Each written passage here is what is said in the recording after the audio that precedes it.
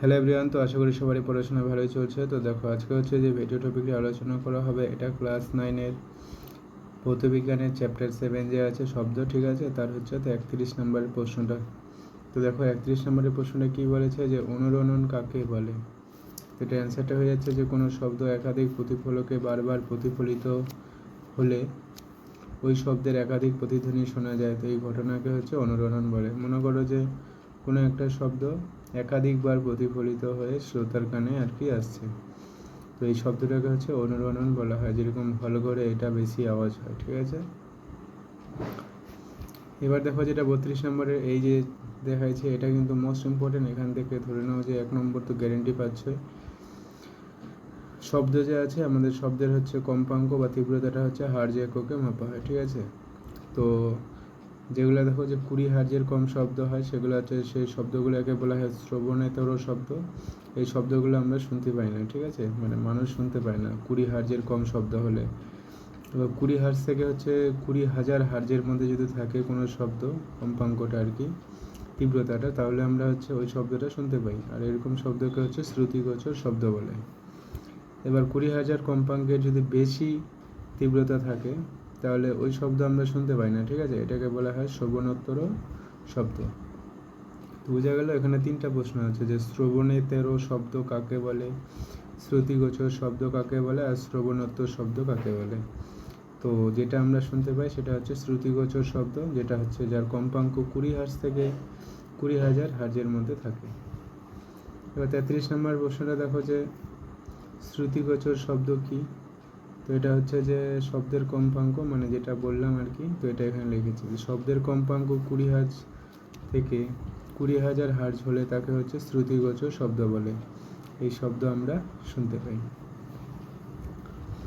তারপরে দেখো যেটা যে আছে 34 নম্বরের প্রশ্ন, যে শ্রবণোত্তর শব্দ তরঙ্গের ব্যবহারিক প্রয়োগ লেখো। শ্রবণোত্তর শব্দ তরঙ্গ যেটা আর কি 20,000 হার্জের থেকে বেশি কম্পাঙ্ক হবে, এই শব্দটার ব্যবহারিক প্রয়োগ। তো এটা হচ্ছে 1 নম্বরটা হচ্ছে দেখো যে আলট্রাসোনোগ্রাফিতে ব্যবহার করা হয়, জীবাণু ও ব্যাকটেরিয়া ধ্বংস করতে ব্যবহার করা হয়, বাদুড় ও তিমির গতিপথ নিয়ন্ত্রণে ব্যবহার করা হয়। মানে এই যে রাত্রেবেলা যে বাদুড় পাখিটা উড়ে, ঠিক আছে, তো এটা হচ্ছে গতিপথ নিয়ন্ত্রণ করে এই শ্রবণোত্তর শব্দের সাহায্যে আর কি এই পাখিটা নিজে নিজে গতিপথটা ঠিকঠাক করতে পারে।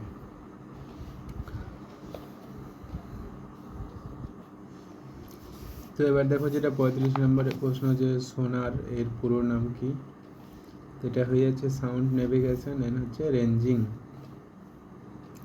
তো 36 নম্বরের প্রশ্নটা যে আছে দেখো, যে সোনার কি এবং এর ব্যবহার লেখো। তো এটা অ্যান্সারটা হয়ে যাচ্ছে সোনার একটা যন্ত্র বা ব্যবস্থা যেখানে আর কি শব্দোত্তর প্রতিফলনকে, ঠিক আছে, শব্দোত্তর প্রতিফলনকে কাজে লাগানো হয়।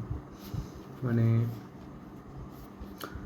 শোনার একটা বিশেষ যন্ত্র যেটার সাহায্যে হচ্ছে শব্দোত্তর প্রতিধ্বনি, মানে হচ্ছে আমরা যেটা 20 থেকে 20 হার্জের 20 হার্জ থেকে 20,000 হার্জের মধ্যে থাকবে, তার কম্পাঙ্কটাকে আর কি এখানে কাজে লাগানো হয়।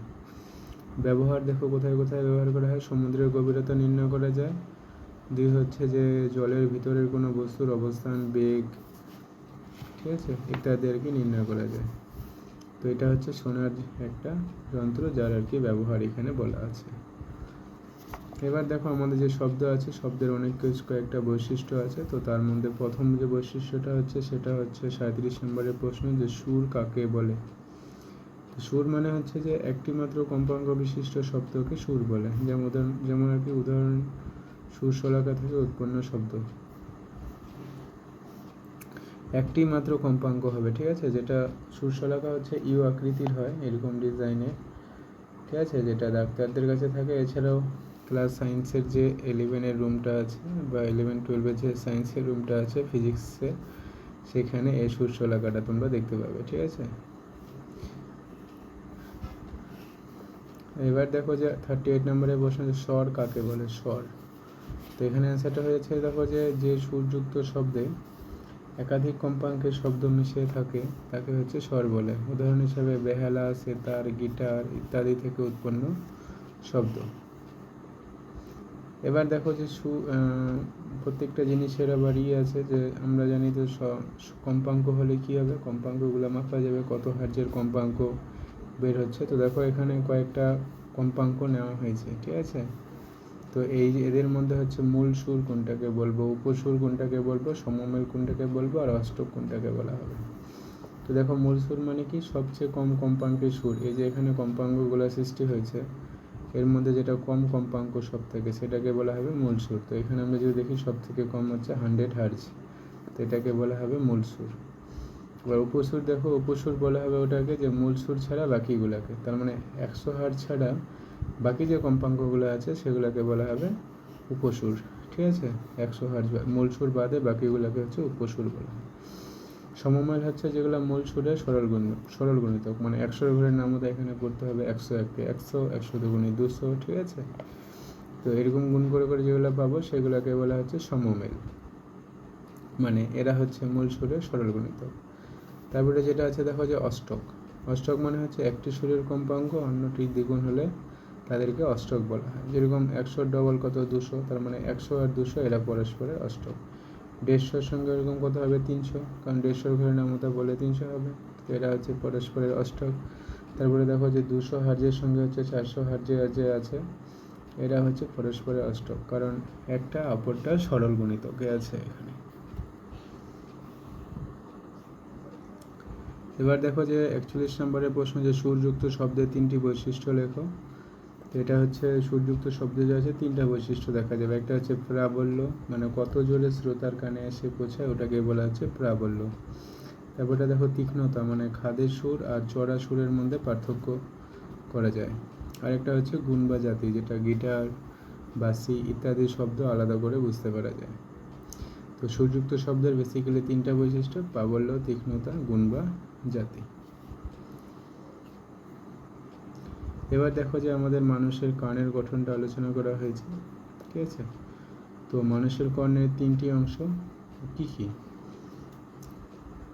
মানুষের কানে যে 3টা অংশ সেটা হচ্ছে দেখো, প্রথমে বহিকর্ণ, ঠিক আছে, তারপরে মধ্যকর্ণ, তারপরে হচ্ছে ভিতরের পাটটা হচ্ছে অন্তঃকর্ণ।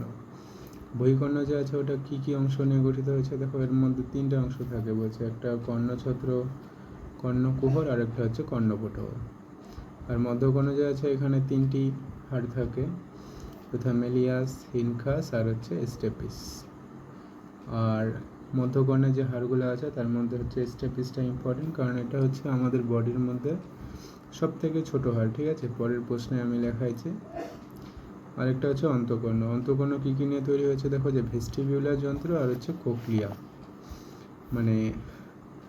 মানে আর কিছুই না, ভেস্টিবিউলার যন্ত্র আর কোকলিয়া নিয়ে হচ্ছে অন্তঃকর্ণ তৈরি হয়েছে। এবার দেখো যে 43 নম্বর প্রশ্ন, যে ভেস্টিবিউলার যন্ত্রে কয়টি অর্ধবৃত্তাকার নালী থাকে? মানে কানের ভিতরে শেষ প্রান্তে যদি যাওয়া যায় তাহলে আর কি নালীর মতো অংশ থাকবে পেঁচানো, তো এটা হচ্ছে 3টি। 40 নম্বরের প্রশ্নটা দেখো যে ভেস্টিবিউলার যন্ত্র কোন তরল দ্বারা পূর্ণ থাকে? ভেস্টিবিউলার যন্ত্রটা আছে ওখানে একটা বিশেষ তরল পদার্থ থাকে, সেটা হচ্ছে অ্যান্ডোলিক নামক তরল দিয়ে পূর্ণ থাকে। 45 নম্বরের প্রশ্ন দেখো যে কানের কোন অংশ দেহের ভারসাম্য বজায় রাখে? তো এটা হচ্ছে অর্ধবৃত্তাকার নালী ও অটলিক যন্ত্র। মানে কানের যে অংশটা আর কি আমাদের ব্যালেন্স, মানে আমরা যার জন্য গোটা বডিটা ভারসাম্যে রাখতে পারি আর কি, সেটা হচ্ছে অর্ধবৃত্তাকার নালী আর অটলিক যন্ত্র। এই জন্য হচ্ছে কানের মধ্যে কেউ যদি মারে মনে করো, তাহলে হচ্ছে সে তার ব্যালেন্সটা আর কি হারিয়ে ফেলার চেষ্টা করবে। বেসিক্যালি এই দুটাই হচ্ছে কানের যে অংশ যেটা আর কি আমাদের ভারসাম্য রক্ষা করতে সাহায্য করছে।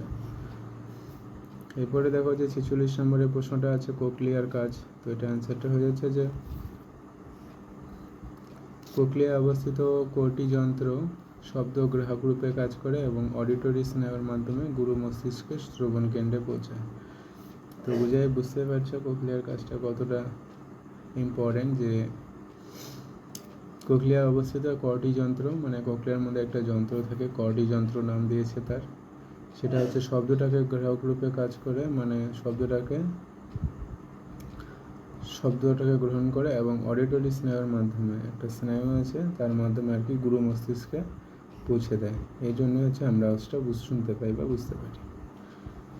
তারপরে দেখো 47 নম্বরের প্রশ্ন যে আছে যে মানুষের সবচেয়ে ছোট হাড়টির নাম, আমি যে বললাম এটা আগেই বলা হয়েছে, মানে আগেই বলেছি, তো এটা হচ্ছে স্ট্যাপিস। তো যাই হোক, আজকের এই ভিডিওতে এই পর্যন্তই, দেখা হচ্ছে নেক্সট ভিডিওতে।